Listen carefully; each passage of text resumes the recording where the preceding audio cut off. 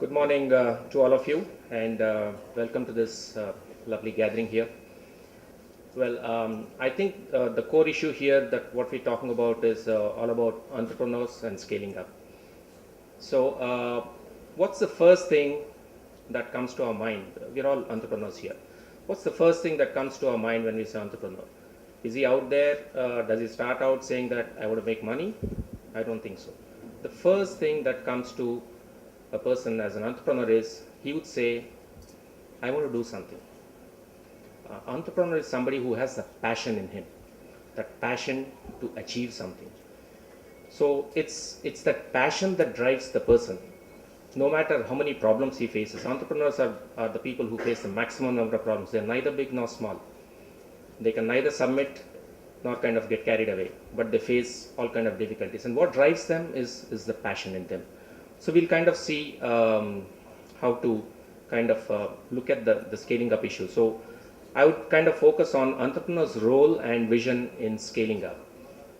So when there's a business out there and the entrepreneur kind of with his passion thinks of scaling up, he has to have a vision as to how he has to do it. Like our earlier speaker said, he has to have a very, very clear plan. Clarity is very, very important. And with that clarity, he has to have a vision and then come up with a plan. So when we're talking about scaling up, typically we have to acquire new businesses to kind of grow our business. Then we have to find the right team. Entrepreneur single-handedly cannot really do anything.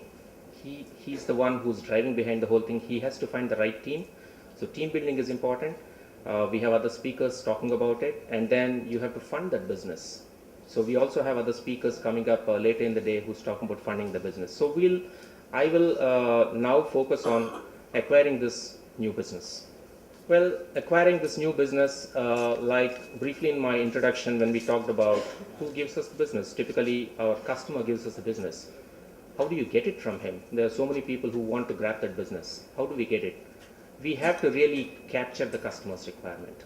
And when I say capture the customer's requirement, we have to understand what his pain point is. Every customer has got some trouble somewhere, some pain point, some pressure point.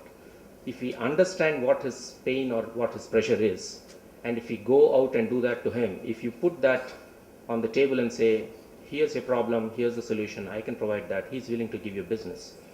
Typically, what does a customer look at? When we're talking about a product, this is something very simple that all of us know. We're talking about QCD, quality, cost and delivery.